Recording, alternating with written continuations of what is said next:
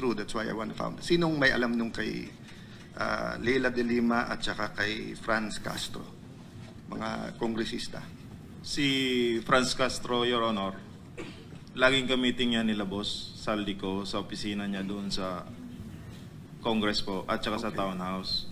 Then pagkatapos po ng meeting nila, paglabas po, may mga bit-bit na po yan silang mga paper Pag bag. sinabing sila, sino pa usually kasama ni Franz Castro? Not necessarily sa pera, sa meeting. Yung babae rin yun na Your Honor, yung lagi niya kasama. Tatlo yan sila, Your Honor, kasama si Raul Manuel at saka yung isa pa. Si Franz Castro at saka si Brosas, Your Honor. Okay. How about yung kay Leila de Lima? Sinong may alam? Si Laila de Lima po, lagi po yan sa Townhouse. Ka-meeting po sila boss. Then, pagkatapos po niyan, ganun din po, may dala-dala na rin po yan. Kuha niyan, Your Honor, Quadcom hearing. Kailangan nating i-clarify muna, no? Kasi yung pagkabanggit nyo kay Congresswoman Laila de Lima, kasama siya sa mga congressmen ng 19 Congress. Hindi pa siya congresswoman noon eh. Bakit siya kasama rito dun sa listahan ninyo sa paragraph 43? Yan po yung, siguro po may lapses po kami dyan. Kasi, Your Honor, Napagkamalan nyo siyang congresswoman noong panahon na yon? nung congresswoman, nung panahon na yun, Your Honor, hindi pa po siya kongresista. Pero yung namimit na po kami ni Attorney Baligod, kung congresswoman na po kasi siya, kaya na sama po dyan sa mga congressman po. Kasi bukod sa kanya, itong tunay na mga congressmen na nilist down nyo sa paragraph 43, babanggitin ko na, salita nyo naman ito eh. Ito yung mga nag-deliver po kami mismo sa bahay ng ilan, sa HOR, at yung iba kinuha nila sa Unit 8 o Unit 9 ng Polo Club Townhouse, Forbes Park.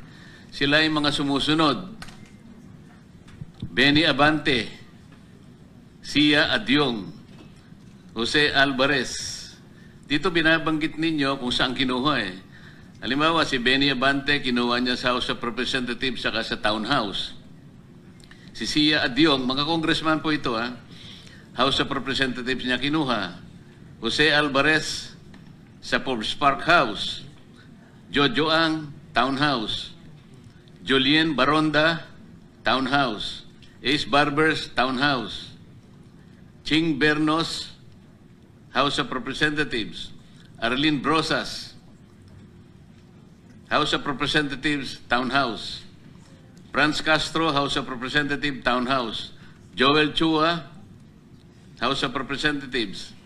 Manix Delipe, House of Representatives. Ito nga, si Laila de Lima, Townhouse din niya kinuha. Dan Fernandez, House of Representatives, Townhouse. Janet Garin, House of Representatives, Townhouse. Dong Gonzales, Townhouse. J. Kong Hun, House of Representatives at Townhouse. Jervil Luistro, House of Representatives. Raul Manuel, House of Representatives and Townhouse. Ito yung mga makabayan group na sinasabi ni Senate President kanina eh. Raul Manuel, Franz Castro, Arlene Brosas. Ito yung makabayan black. Na kapag nagsasalita sila sa House of Representatives, matagal ko po silang nakasama roon eh. Wala nang ginawang mabuti ang gobyerno. Palagi sila na nang mabuti. Na parang sila, ay ngayon pala eh, di ko sinasabing totoo lahat ito, kaya kayo nandito para patibayan ninyo, para tindigan ninyo na totoo lahat ang sinabi nyo rito. Sandro Marcos, Forbes Park. Paulo Ortega, House of Representatives. Joseph Paduano, House of Representatives, Townhouse. Stella Kimbo, House of Representatives, Townhouse and Residence. J.J. Suarez, House of Representatives. Erwin Tulfo, ayun, Green Hills, House of Representatives. Itong lahat po ng binanggit ninyo na mga ngayon ay naglilingkod na miyembro ng House of Representatives, yung iba naman ay wala na, kailangang mapatibayan natin sa pagitan ng inyong individual o sama-samang paglalahad na tama lahat na sila ay nakatanggap sa iba't ibang paraan at iba't ibang lugar ng salapi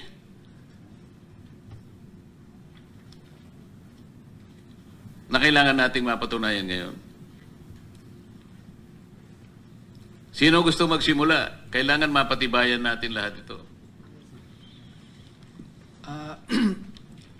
Your Honor, itong mga dating mga sundalo natin ay meron silang na-share sa akin na screen capture ng kanilang chat group, no? Kasi ang nangyayari po noon, may chat group sila. Pag mag-deliver sila ng pera sa isang personalidad, ay kinukuhanan nila ng picture at ipinapasa sa chat group nila. Pag nakita po yun ni Ginoong Zaldico, fino-forward niya doon sa recipient at sinasabi, okay na ako sa iyo ha, etc. Pero kung kasama mismo si Ginoong Zaldico sa pag-deliver, hindi na nila napipicturan. Hindi, yun lamang, maski na yun, pwedeng tanggapin ng komite. Dahil ang importante lang, mapatibayan natin na itong mga taong binanggit natin ngayong umaga, sapagkat ito naman ay nasusulat sa inyong pinagsama-samang salaysay, merong mapagbabatayang... Ito po noong April 8, Tuesday po ito, may nag-text yung si Police Captain Alvin Nugid, yung parang team leader po nila. Sabi niya, Franz Castro, saka Arlene Brosas, dito na sila, sir. Tapos may sagot, sir, may kasama pa daw sila, continue daw. Papato lang, sir, sa tropa sa baba. And then may naipasa rin nga sa akin na isang picture ni Congresswoman Brosas doon sa opisina ni Congressman Zaldico, no? So si Congresswoman So lahat ng nabanggit nating mga public figures ngayon, merong mga confirmatory na ebidensya sa chat ninyo, kung hindi man litrato, confirming that all of them Opo, receive these kickbacks. yung pag-receive po ng kickback, sabi ko, pinapadala sa chat group nila. Yun na, merong Oo. coverage na chat group report, kung ano man ang tawag ninyo, para mapatunayan nating isa-isang mga ito na nakatanggap ng kickback. Hindi po exactly na one-on-one correspondence po, no? Dahil yung iba po na na-capture nila sa screenshots, through screenshots, nakuha po sa telepono ng iba. Pero may naiwan din po sa iba na maibibigay po namin sa inyo. I think ang ibig sabihin ni Chairman, katulad nung nagtanong ako kay Senator Tito Soto, allegedly, sinagot nung tatlo na, or tatlo, nung tinanong ko kay Senator Erwin. So I think kung sino lang may personal knowledge dun sa iba. But just one comment lang, Mr. Chair, and appeal to sa Armed Forces of the Philippines. Alam niyo po, hindi biro po yung namamatayan ang sundalo. Akala natin pag namatayan yung sundalo, kompleto yung pondo para sa kanyang byuda or kung babae siya para sa kanyang nabyudo at yung mga anak, no? Remember, kung namatayan ng tiniente, hindi makukuha nung kanyang byuda yung sweldo na bilang colonel or bilang general. I mean, and yung anak, hindi na makakausap yung kanyang tatay o nanay. The reason why I say this is because yung progressive group have been consistent in trying to get the NTF-ELCAC abolished. And they have been very consistent na dapat walang mga pondo para sa ilan mga lugar sa Pilipinas at NTF-ELCAC. Marami silang accusation dito. So napakasakit naman kung nasa gobyerno pala ginagamit yung nakaw na pera para bigyan to mga individual na to.